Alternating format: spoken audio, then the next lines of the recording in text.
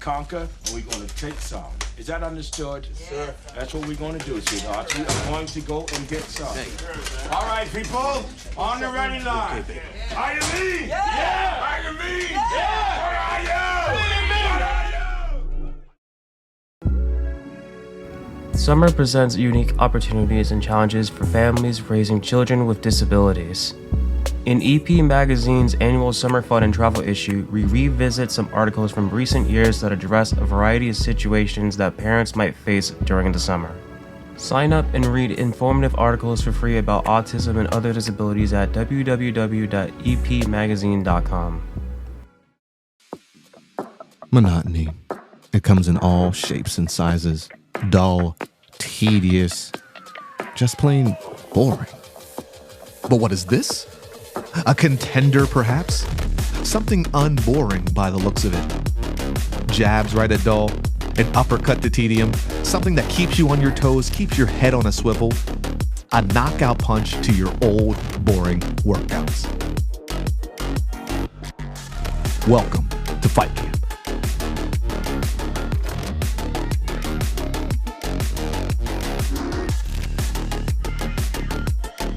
Oscar Mike Radio is a proud podcast partner of REITs Across America Radio, heard every Thursday at 11 a.m. and Sunday at 8 a.m. Eastern. They're also big supporters of the nonprofit I Got Your Six, 2 Lives at Once. And with every wreath you sponsor through Oscar Mike Radio, $5 goes back to this great organization dedicated to making a difference in the lives of veterans, law enforcement, firefighters, and first responders battling PTSD. 2 Lives at Once pairs these brave men and women together with dogs rescued from kill shelters. In this way, 2 lives are saved at the same time by saving each other. Donate now. Go to REITsAcrossAmerica.org/Oscar Mike Radio to help. That's REITsAcrossAmerica.org/Oscar Mike Radio.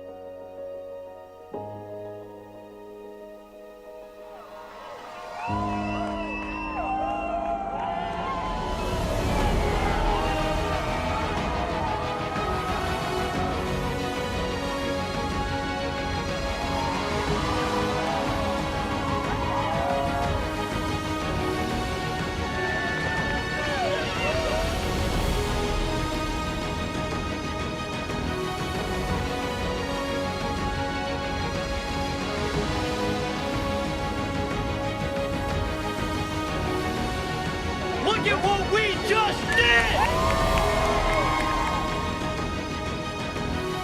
It took every single one of us here!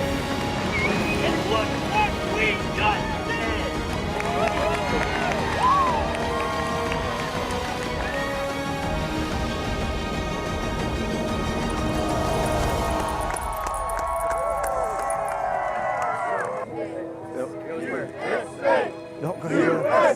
Yeah, welcome home. I want to welcome you all home. Thank you. You guys, remarkable. I mean, inspired an entire nation. Look at all these amazing people here. I know all of us have a tremendous amount of love for you. I want to thank each and every one of you for the continued leadership you provide to our veteran community, our familias, our families, our veteran families, but the entire nation. So we love you all. Thank you. Thank you.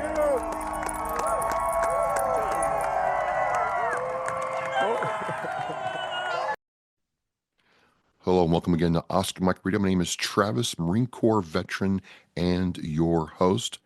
Oscar Mike Radio is co-produced with Since to Win Productions. What's your podcast doing? I want to thank my sponsor, Joyce Asek of Asek Real Estate, and my supporters, Case on Shaving Company, Exceptional Parent Magazine, and Fight Camp. Be your strongest combination. I've got a special one for you all today, folks. Counting down to number 500. We're on the downward slope of that. And I got an email saying, hey, do you want to talk to somebody special? I said, well, yeah, absolutely. And they're like, we've got, Michael, a.k.a. Sully from Team Red, White, and Blue. I'm like, I'm there. And Team Red, White, and Blue has been around for a while, but a lot of people still don't know what they all do. So I've got the man, the legend, not a myth. Sully, welcome to Oscar Mike Radio. Thank you very much, especially for that intro. It's always nice to be called a legend. I don't know if that's true, but I appreciate it. Green Beret, Colonel, leader of special operations. I mean, it's just like check to awesomeness. So I like to do it up. Sorry, sir. Just the way how we do it. No, I appreciate it. I've been blessed. I've had a Herculean team of people that have carried me along the way, so it made it easy. Well, we'll talk about that because a lot of people sometimes think that it happens in a vacuum and they don't realize that it does take a team. Yeah, absolutely. Well, I mean, I've always believed my entire career, but like my entire life, I'm like a big believer in like the idea that it's a team, Some people say it takes a village. I would say it takes a team. You're born into your first one, and so that may be not the team that you choose. If you're lucky, like I was, upper middle class family, very strong Christian values, sense of service from the very start. My dad was like a county prosecuting, where he was a county prosecuting attorney. My mom, worked in child services. He had served in the military. Both their fathers had served in World War II. My great grandfather had served in World War I. So I was surrounded by this group of people. I had two older sisters and an older brother that were always looking out for me. So, from the start, it was, I was in a team environment. And then throughout my life, I was very much a person that was into sports, into club activities. And, I just found that, your strengths are brought out by those around you. And a lot of it's tied to like you're accountable to others besides yourself. And usually that creates a great environment for success. And that just carried on through college and then my 30-year military career. So how do you have a family, you have this spectrum of service. What was the deciding factor to join the military? I was always interested in it. There was a little bit of memorabilia in the house growing up. Like my dad's old uniform and my grandfather's uniform was like in a closet somewhere. I think at one point we had like his promotion certificates when he was promoted to, I guess commissioned as a second lieutenant and then first lieutenant. He got out after his time, was a Vietnam veteran, and then went on to law school. But so I was kind of surrounded with that. His biological father died in World War II as a B-24 pilot. Oh, wow. And his adopted father had served in World War II. My mom's dad served in the Navy in World War II. So we had two like Army guys and Navy guy. And then there were stories of my great grandfather, who was a World War I veteran, who just has this unique story, like turn of the century guy, you didn't have to go to college to go to medical school, surprisingly. So he tested into medical school because he was like, I guess that smart. Graduates and decides, hey, World War I's going on. I want to go be a combat surgeon. The Army doesn't take him because he had lost the tip of his finger to like a childhood accident and said that there's no way he could be a surgeon because of it. So he enlists as a medic. He's on the front lines in Europe, runs into a college professor, a medical school professor who is a combat surgeon. And he's like, what are you doing here as a medic? He explains the whole story. gives him a battlefield commission. He becomes a captain in the U.S. Army as a surgeon, and served the rest of World War One, and then he even served some time after, before he got out. I So got to tell you, I had all these stories growing up around me, but really kind of intrigued me when it came to like maybe the services for me. But I go read the ahead. book Eye Deep in Hell about World War One, and I Oh, really wish we had gotten more World War One stories, Michael. It's just what they all went through was something that we can't even conceive now about how to fight a battle. It just defies explanation of what they all went through. yeah, it's unimaginable, right? I've done a lot of history. I was a government history major in college, so I really gravitate towards military history. And yeah, World War One is it, at a level that's kind of inconceivable, even for someone that like saw combat myself. I mean, even talking to my dad as a Vietnam vet, like we couldn't share the same perspective in terms of like the types of enemy we were facing and the kind of things we both went through. It was so different. Uh, But again, yeah, I went to college. Actually, didn't join ROTC until my end of my sophomore year. Got a letter saying they had a 2-year scholarship. I was like, well, that'll pay for my last 2 years of school. I'll hold 4 years. I had kind of looked at the academies before I went to school, but decided I wanted a regular college experience. But figured, hey, I'll do that for 4 years and then I'll figure out the rest of my life. Maybe I'll go to law school like my dad. Well, no, 30 that's years later, I'm still trying to figure out what I'm going to do for the rest of my life, but the it worked out. It was an incredible career. when you figure out how all that, figuring out how it all works, please let me know because I'm still kind of, I should have it figured out, but I don't. So I'm glad I'm not the Yeah. only one. Yeah. Um, right up front, I find that a lot of people get confused with, the difference between a Green Beret, an Army Ranger, and Delta Yep. Force, and SEAL, MARSOC. But for the Army has three distinct like special forces, tracks, if you will. What's the difference between a Green Beret, a Ranger, and someone in Delta? Or I'm not sure Delta's actually Army, but Yeah, there's different. I can't confirm or deny that. Okay. Well, No, just yeah, no, there is a unit that that you may or may not have just named that does exist in the United States Army, right? So there's a tier one, top of the level unit that was commonly referred to as Delta. Then you have the Ranger Regiment and then Special Forces or Green Berets. We go by both terms, which confuses people even more. They're like, wait, are you Special Forces or Green Berets? And you're like, yes, same thing. Um, so distinct kind of mission set for each one.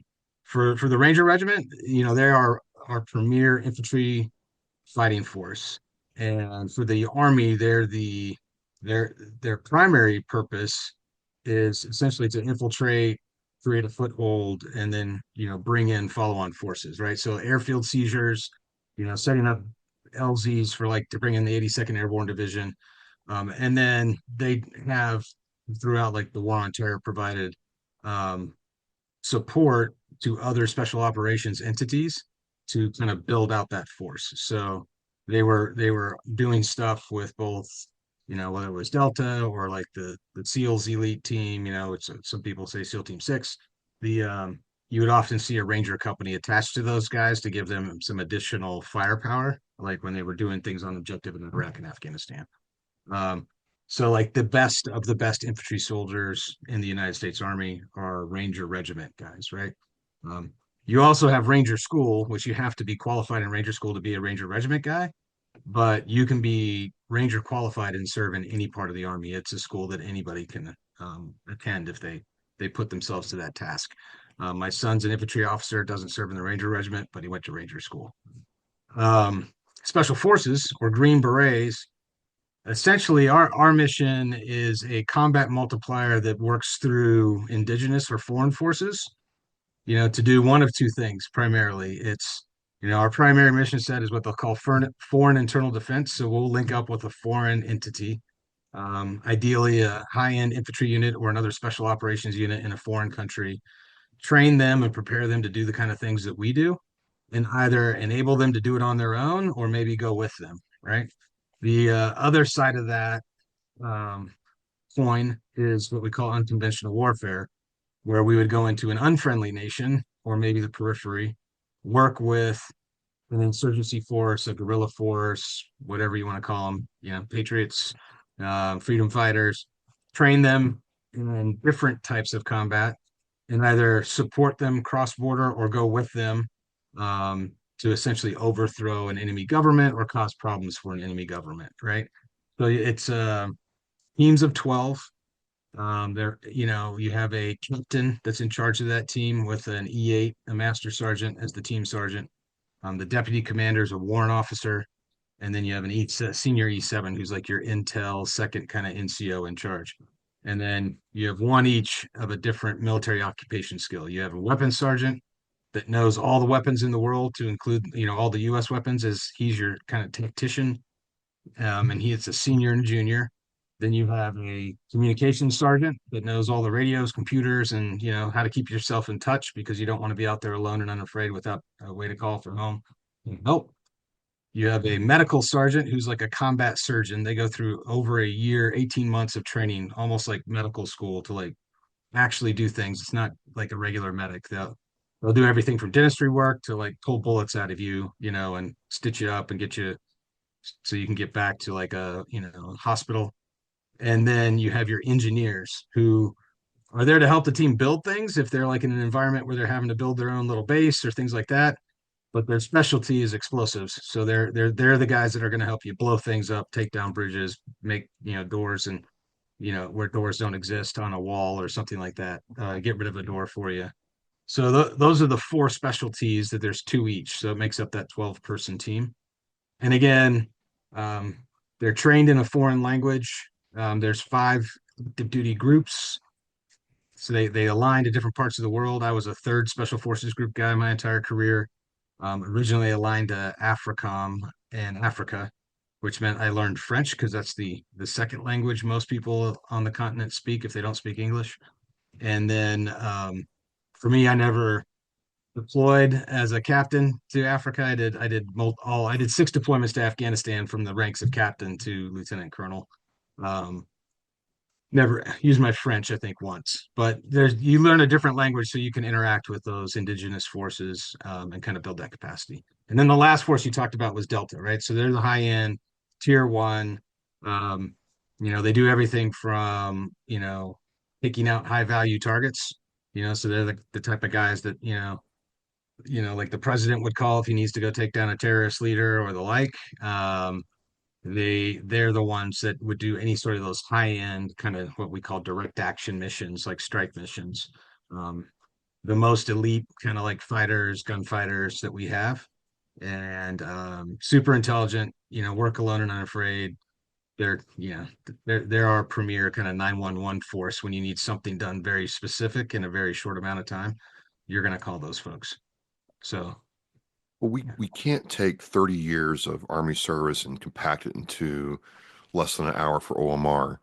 But, reading about your bio, reading about who you are and studying up, it's like you have led at, some really high speed missions for a very long time and been very proficient at it. But all service comes to an end, right? And you have to get out. Was there how has it changed for you when you go from this high speed tempo as a colonel to being a civilian?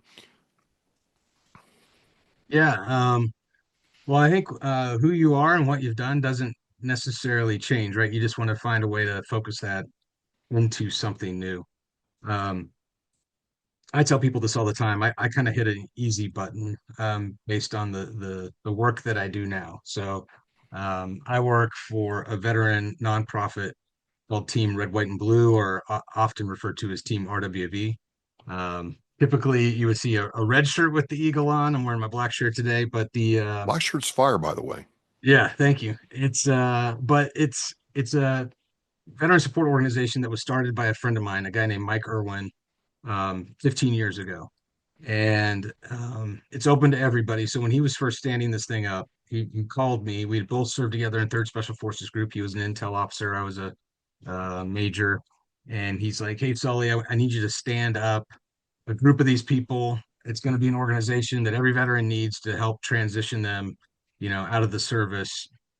Initially, it was a designed to help wounded veterans to transition out of the service, but multiple of those other organizations started to pop up. And what we found early on was the people that were kind of building the community around these folks that they were trying to help were getting more out of the mission than maybe even the wounded veteran themselves. So Mike opened up the scope of this thing, that it was going to help all veterans to kind of enrich their lives through focusing on physical fitness post-service. And the way they did that is building social connections through community, build a local team red, white, and blue, get yourself back out there off the couch, doing the things you need to do to keep yourself accountable and moving forward. So I was an early volunteer. I've been around with the organization for 14 years while I was on active duty, or 13 years. And Mike reached out to me. He's like, "Hey, I think you're the perfect guy to come in and be one of the senior leaders in the organization, based on your experience, your work with people." So he's like, "What do you think?" And I was like, "Yeah, I think that would be amazing. Like, I get to continue to serve. I have a mission every day. It's kind of an evergreen mission in terms of like health and wellness doesn't stop. You got to work on it all the time. And, it's, I get to be around veterans. We have multiple members that are active duty, reserve, and guard. 20% of the members are civilians, mostly family members, but, local people that just want to hang out with veterans and go for a run or a workout, what have you. So, I can't say I have like the typical experience for most people when it comes to transition, because I'm like in this military adjacent environment where I get to talk the same. I'm, motivated to work out every morning the same way. People are holding me accountable, and it's mission kind of focused. So it's been relatively easy. I think if this got ripped out from under me, I may be having a different conversation with you. But I think ultimately I would apply the skills that I learned, this idea of finding a team, and I would find myself a team environment someplace else, because that's what I want to be a part of, a group of people that are all kind of moving in the right direction for something maybe more than themselves. So I think that's what would work, I think, for me, even if it wasn't Team Red, White, and Blue. Well, it's really interesting you mentioned the teamwork aspect of this, and I want to dig into the civilian participation, because I'm reading more and more, sir, that isolation is a problem. It's not good. I mean, and I kind of like being alone, but I'm reading more and more that, whether I want to admit it or not, humans need interaction with other human beings to be optimal. And isolation is really one of the contributing factors, or a precursor to suicidal ideations or even follow through. So I found the whole thing with Team RWB really interesting. Now, when I first heard about it, I thought, well, these are just people running, and I don't run anymore, so there's no room for me. But I met some people who had participated in the organization, people who had served, and more importantly, people who hadn't served. And I kind of want to stay there for a minute. What was the decision, or how did that come about, to say, you know what, we want these civilians to be a part of Team RWB and be part of the veteran experience? Was that purposeful? And if so, how? Yeah, absolutely, it was purposeful. I think, again, with the idea of the mission being to enrich a veteran's life, but early on through building community that's focused on like physical fitness. The idea is, most veterans aren't staying, well, maybe most are, but like there's a large portion of veterans that are moving away from military towns, military facilities, and that environment that kind of they surrounded themselves with while they were in the service. You pick the service. So early on, it was, well, we need to include anybody that wants to be part of this. Now, I think it naturally started to take place as well, because you're talking about this organization being stood up in 2010. It's the height of two separate wars that are going on. The nation was on fire for patriotism and, thanking every service member for their service, every opportunity they had, and people wanted to understand how could they participate. And Mike and the team, I think, realized early on, like, here's an opportunity to focus that energy in a positive way. Like, make them a part of the community. Like, let a civilian, get past the thank you for your service and the thank you for your support, like thanks for the support conversation that happens. and get to the brass tacks of like, hey, get to know people and realize that a service member is no different than any other American that's out there. We have family problems, we have successes, we have failures, but um, there is an opportunity, I think, even for the community, the civilian community that hasn't been around the military, to see that, this is a really great group of folks. They're highly motivated, purpose driven, that are willing to share like accountability with those around them and to pull, their teammates along.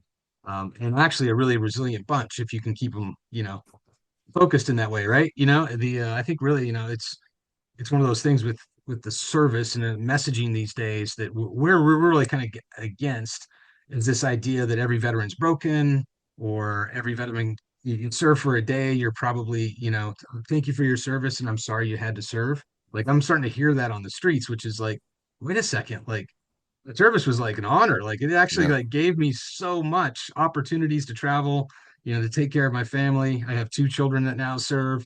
Like I'm all about the service. So RWB is very positive in terms of looking at like, hey, thanks to your service, like you have better days ahead, but you need to continue to fight for them, right?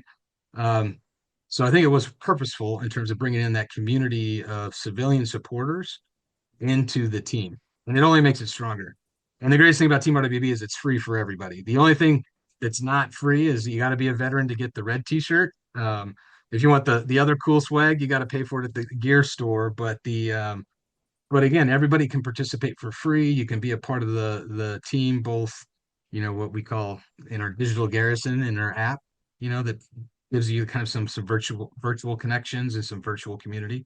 But that in-person community is only stronger when you include those folks, that aren't military at all. I mean, we do a Tuesday, Thursday 5K every week here in Fayetteville, and the two ladies that run it and wear their RWB stuff, civilians. They don't Oh, have really? family members that are they're not married to, these are two civilians that were runners.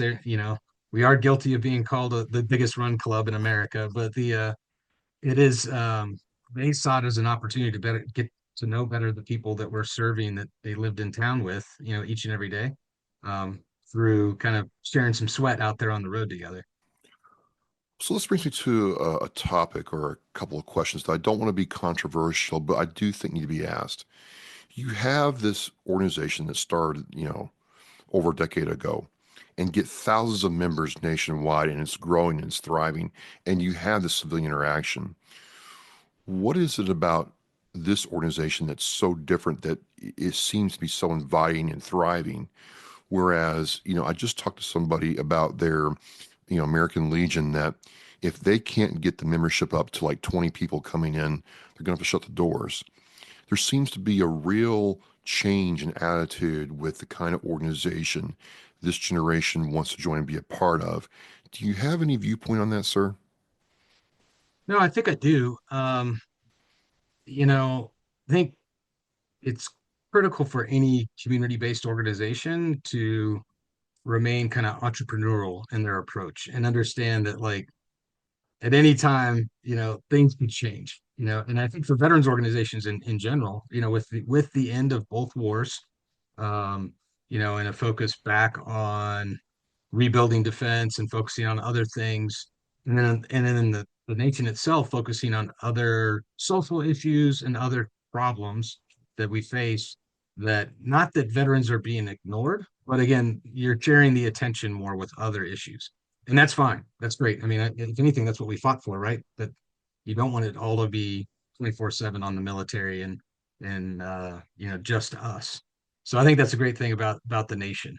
The key, I think, is for us is we were focusing on being adaptable, meeting people where they're at, and providing them opportunities, to find what they want in our community. Communities in general are like it's changing, right? Like I mentioned it, like we leaned into like this virtual aspect really early on, like well, not really, but like 2017, Okay. primarily as like a event-based app. Like let's develop an app so there's all these other clunky things. People can find each other and get together in person. It's evolved to be something much more where it kind of has a little bit of a social media feel. You can check in, no algorithm, so it's not designed to keep you there all day long. But you can check on the people you follow. That's all you're going to see in your feed and see what Sully's up to. Like, oh, he ran a 5K today, or he ran Sully ran another 100 miler. What's he doing? That guy's nuts, or whatever it is. Or he's all now he's into CrossFit and he's talking about sleep, But you have these opportunities to kind of, in a very positive way, interact with each other. Um, we keep the other distractions that aren't health and wellness out of kind of we say, hey, that's not what we're about. We support the idea that there's more to life than just Team RWB, but focus on your health and wellness and the things that's going to make you, important when you're posting and talking about it.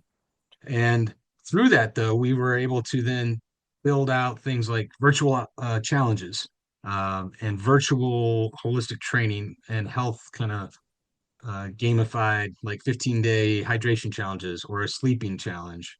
We have a nutrition group, and we have activity groups for just about anything you'd want to do. Everything from, I think it's um, mind wellness was what we call yoga, but I mean, we got a name for everything, that's not proprietary. So it's like, functional fitness, vice like CrossFit. But if you're interested in something besides running, I guarantee you can find a group of Eagles in the app and figure out what they're doing. And it allows you to connect across space and time too, because unlike brick and mortar chapters that are having trouble these days to fill their ranks, we're able to reach that guy that's in Wyoming that may be 200 miles from another member in Team RWB, but he can connect over the app and they can talk about how their 5K run went that day. Right. Nice. So we're adapting in terms of how we see and define community. We're not afraid of this idea that people are using their phones and their computers and other ways to connect more. We still think the gold standard is getting people out in person and engaging one-on-one with other folks. So a lot of our stuff tries to drive people back to those in-person events. Um, but it's a challenge. It is definitely a challenge. I mean, I think again, coming out of the wars, COVID really hurt any sort of like in-person community because we were told to isolate. People got used to it and started doing other things. But we do see like a return of folks getting back out.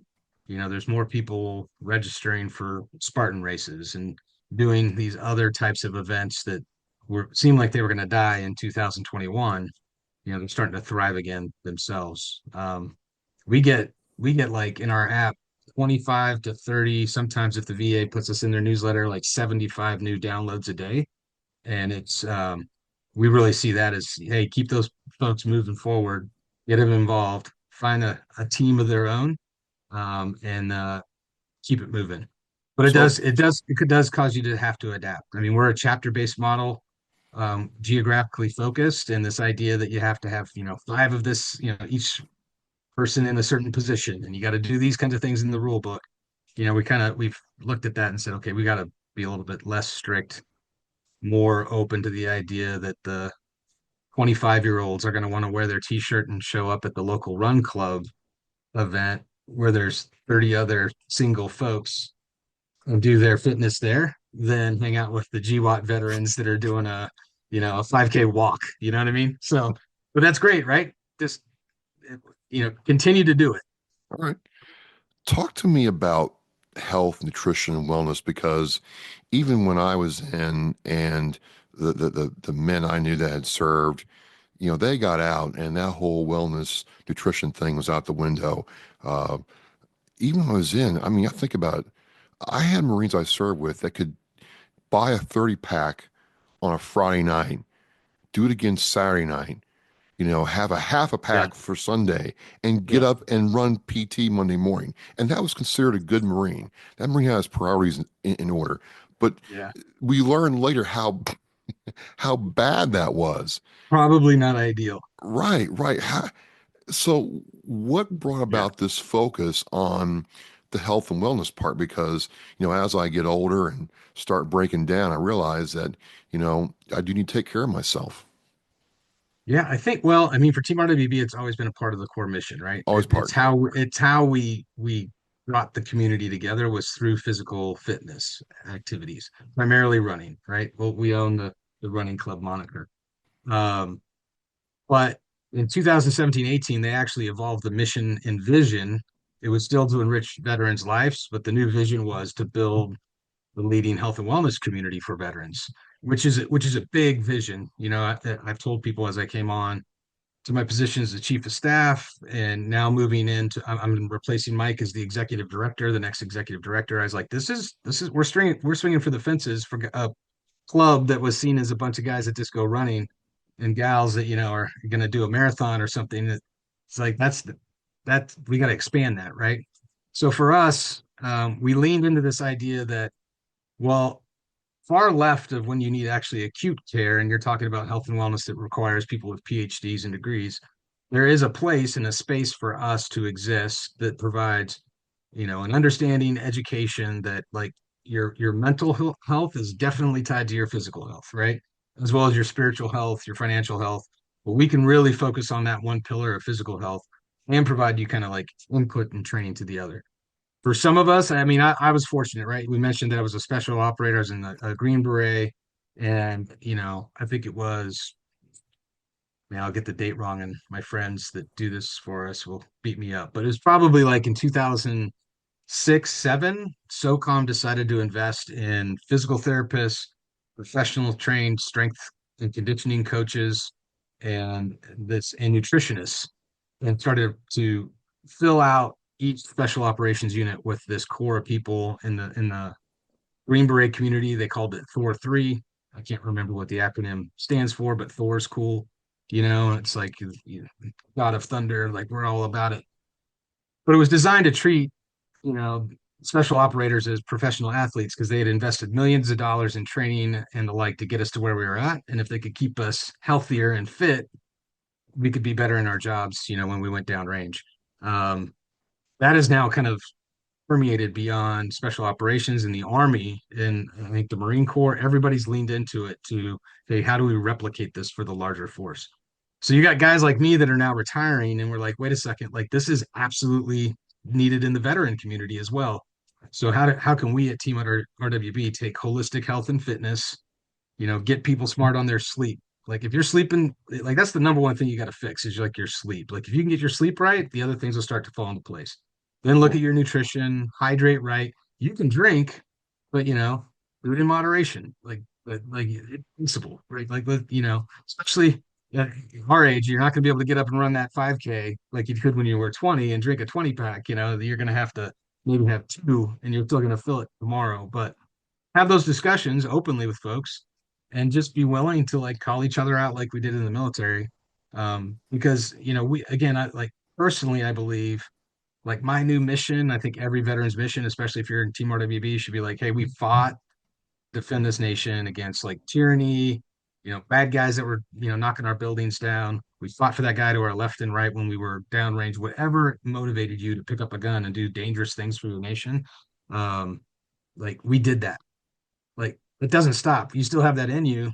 And now you should fight for the idea that you're healthy enough to get off the couch and enjoy the things that you defended. Right. And the nation's in a crisis right now with health and wellness. And I think veterans can kind of lead us out of it, just like we did, during the war on terror. One of the things that kind of brought this home to me is, I know a lot of Vietnam era veterans and even Desert Storm veterans. And I'm like, some of them told me like, we didn't care about any of that health and, wellness stuff. We were hell raisers. But now they're 70, 80 years old and, even 65 years old with some of the younger ones. And they've got some serious miles on them. And I had one old, gunnery sergeant, give me the business about, you need to take care of yourself, young man. Don't be like me. And I think it's often overlooked in our community, the aspect that, hey, we can still, maybe we're not as lean, not as green, but we can still treat ourselves like a high performance machine. Absolutely. And I always kind of chuckled because, I don't run for a lot of reasons, different story. But when I thought of Team RWB, I always thought of just my buddies who put the shirt on and they'd go running. I'm like, guys, we don't have to do that anymore. But you looking at doing this conversation with you, I realized like, wow, you've expanded out to all kinds of different things. Like there's stuff for swimming and all kinds of other things. Absolutely.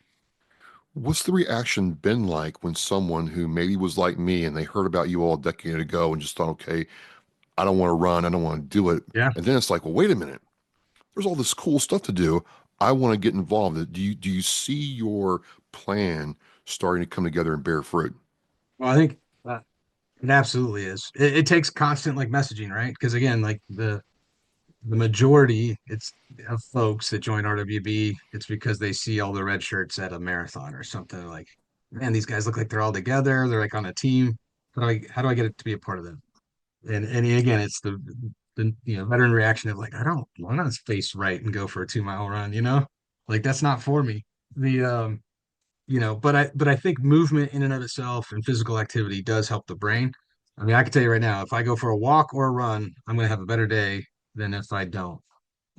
Or if I go to the gym and work out, whatever.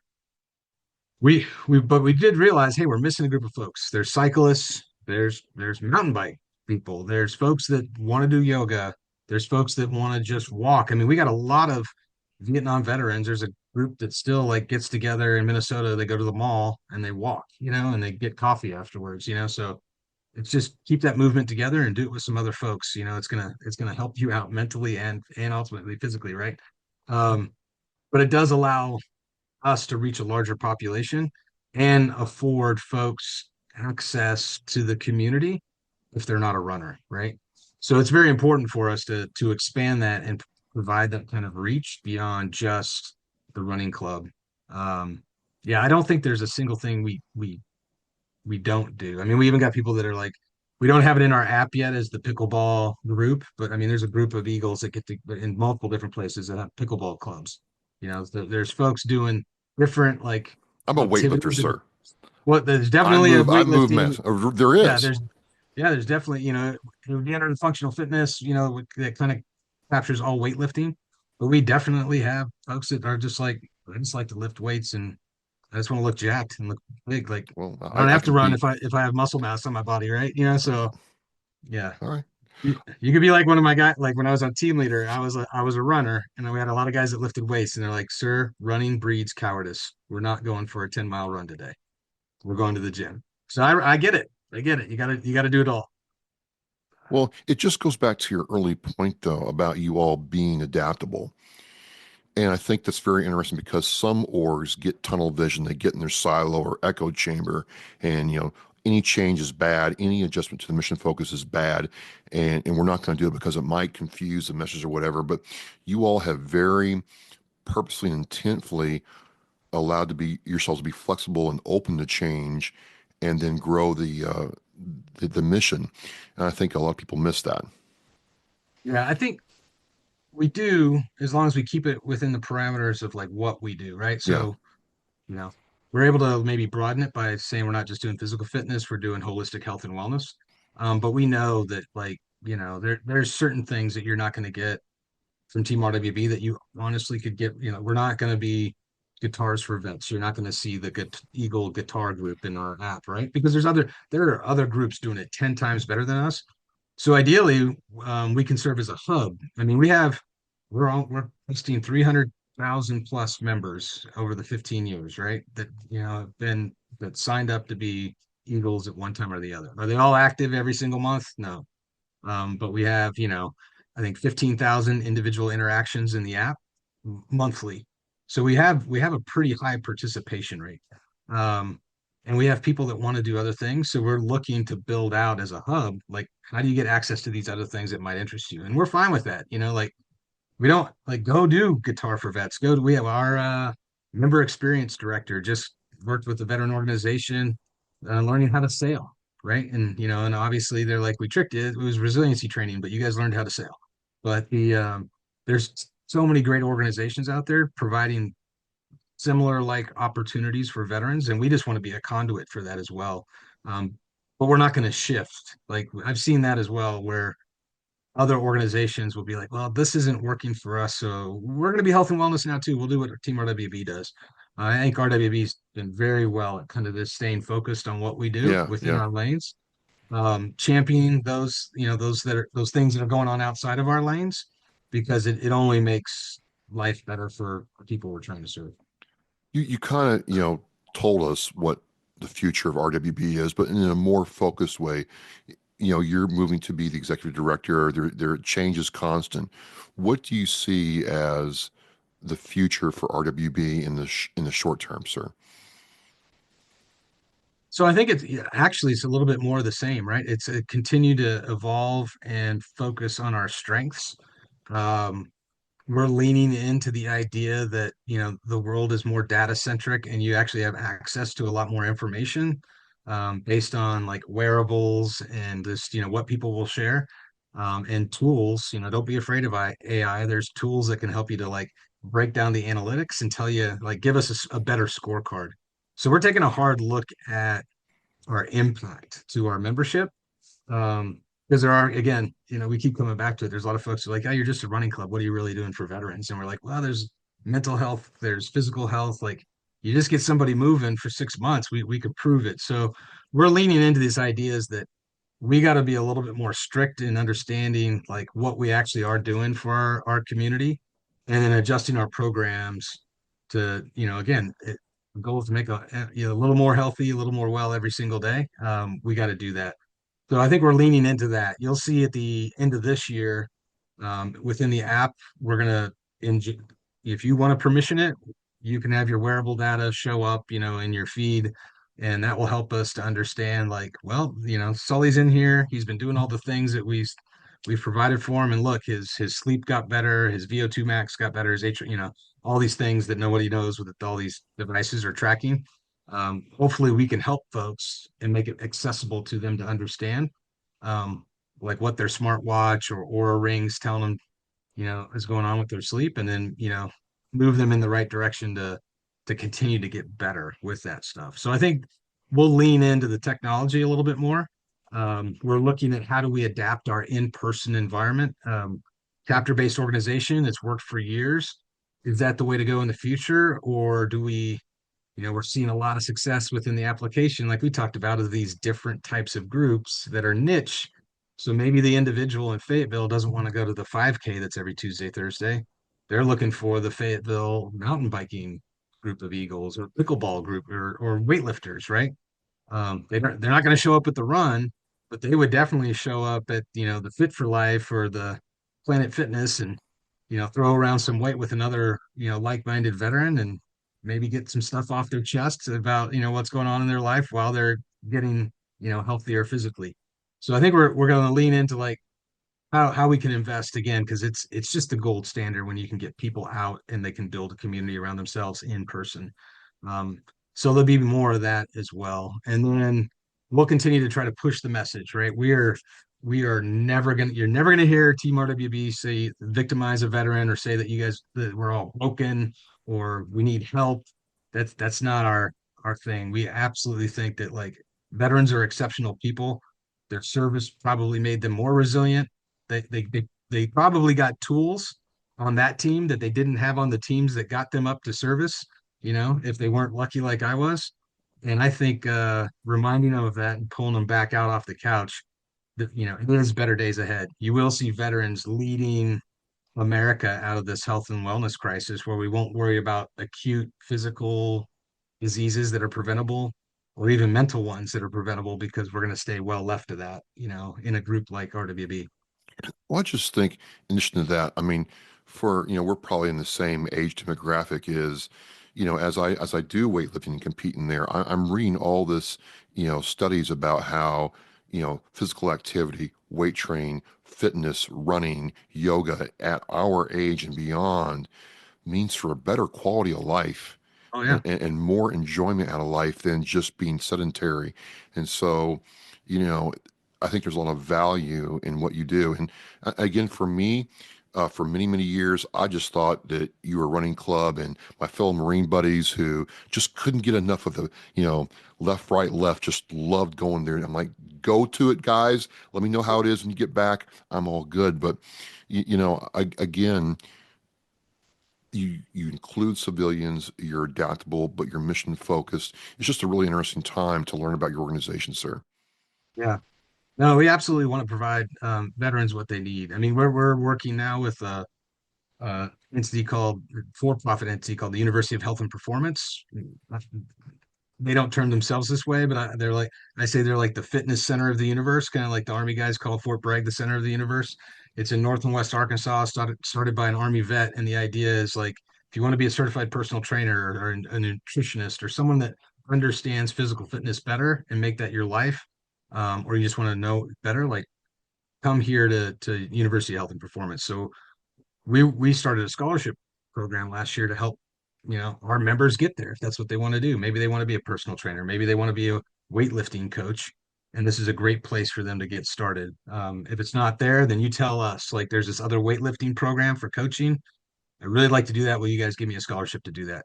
Because it makes the community better. Like if I could get you a little bit smarter about lifting weights, maybe you don't need it, but I would. Um, and then you're going to host a weightlifting thing in your local community with other Eagles, Team RWB members. Ideally, you're certified and trained. So we're leaning into stuff like that as well because we see it as an opportunity again to harness the power of a group of people that are service oriented, and they do want to kind of make the people to their left and right a little bit better. We would tell them to focus on yourself a little bit more than maybe you did when you were mission focused in the military. That's okay now, but we're trying to really meet people where they're at and expand the mission set for it. Just to go back on the personal side a little bit as we wind this down, sir, you have children and a lot of them are serving the military or going into service themselves. It's kind of like a generational thing with your family, but you served our country for almost 30 years. You have children now serving. What's it like watching them serve as they watched you serve as they were growing up?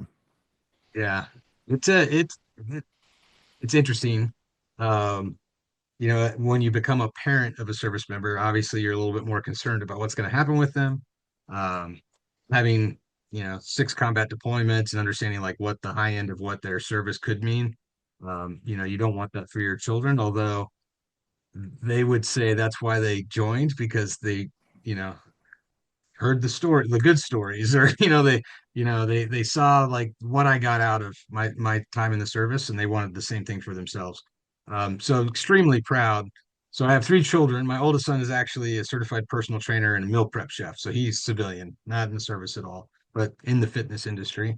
And then I have twins, a son and daughter, who are both in their 5th year of service. They graduated in 2020 from West Point. I'm not a West Pointer, but they decided to challenge themselves that way.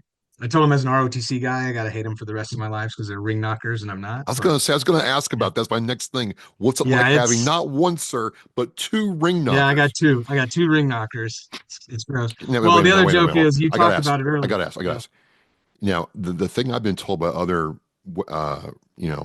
people like yourself is you can tell a West Point person, but you can't tell them anything. How does that figure into your children, sir? How? I think both of my kids would listen to me. My daughter is a little bit more hard-headed than my son, but okay. Yeah, I see that. I got to be careful. My girl is a West Pointer as well. Oh, my current, the guy I'm replacing, he's amazing. Like I'm surrounded by him. But no, they had an incredible opportunity and time there, and now both serve, both in different capacities though. So my son is an infantry officer. We talked about Ranger School. He went to Ranger School. I'm one of the rare special forces guys that never went to Ranger School. And I joke that I didn't have to because I like skipped it. I went to graduate school and I skipped the university. But he'll say it's because I was scared because it was harder than the special forces training. We'll see. But he's a Ranger qualified infantry officer. Just finished his time. Well, he finished his time in Alaska, and now he's on his way after his captain's career course to Hawaii next. I don't know if he's going to do 30 years like I did. I keep joking with him that, I said I was going to do 4 and get out, and then it was 5, and then it was 6. You're saying it's 8, and then you're going to get out. Like, call me in 30, and we'll see where you're at. But he's very motivated, and it's fun to see his journey within what he's doing. His twin sister has a little bit of a different story, and this is the lead that I bury every time I talk to somebody, or we just would talk about this. So Samantha Jackson is her brother. She went to West Point as well. Thought she would walk onto the soccer team. They weren't taking walk-ons, so she walked onto the women's Army rugby team. And the rest is kind of history. She became the top scorer at West Point in women's rugby. She did 2 years as an combat engineer platoon leader, did her time doing that kind of stuff. And then was called up to the USA women's rugby team, sevens rugby team. And the Army has this program called the World Class Athlete Program, that if you're an Olympic athlete, that can be your full-time job. So Samantha plays sevens international rugby full-time, went to the Olympics last year and got a I was going to bronze say, medal. Kelowna, yeah. Yeah, if you Google Sammy Sullivan, he's the little blonde spitfire that like is very intense on the rugby field. So that's Nice. what her service is a little bit different, but she's had an opportunity to talk about the Army quite a bit lately based on her success, and so she's serving in a little bit different capacity. But yeah, it's exciting. It has to be, as a dad. You have to be proud of all your Oh, yeah. children and Yeah. what they've been able to do. I just want to thank you for coming on and one, educating me, because again, full disclosure, I always, again, thought that, team, red shirt, they're out for a run. And up here in New England, oh, it's snowing, we're out for a run. It's raining, we're out for a run. We just love going running. I'm like, you guys go get it. But as I dug into this story and your background, I realized that, wow, that they've very intentfully adapted and grown to, make sure people aren't isolated. I think that's the most powerful thing that I got out of it. Just want to thank you for coming on. Thank you very much. Yeah, any opportunity to tell my service story, kind of protect the sanctity of the all volunteer force. I think that's kind of one of the missions for all of us. We should talk about our service in a positive way and what an impact it had in our lives. And anytime to talk about Team RWB, I'm going to be, not just because of my job. It has been a huge part of my life, both active duty and now as a retired service member. And I just want as many people to learn about it and get involved as possible. Well, thank you very much, sir. Hey, again, it's Travis Oscar Mike Radio here. I'm with Colonel U.S. Army retired Michael Sullivan with Team RWB, and I've just learned a lot. I've been saying that, hey, civilians have a place at the table too. You have a place at Team RWB. There's more to do except for running, in addition to running, excuse me. So again, sir, I just want to say thank you. As we say in Oscar Mike Radio, we're mission in flight. We'll see you next time. The biggest fear Gold Star families have, that their child will be forgotten. We need to never forget freedom wasn't free. It's the fact that they give us the life we have now. We should remember them and give thanks to them. If I can be a part of something today that's going to make the surviving family of any of these veterans, these heroes, feel better tomorrow, then it's worth it. That one wreath symbolizes one family that was able to smile because of the generous donations. To sponsor a wreath and honor a veteran, visit wreathsacrossamerica.org. Thank you for listening and watching Oscar Mike Radio, where our active duty service members and veterans are in action and the mission is in flight. Oscar Mike Radio is an oversized load Co-Sinister One production. If you are a veteran or know a veteran who needs help, please dial 988 and press 1 for the Veterans Crisis Line.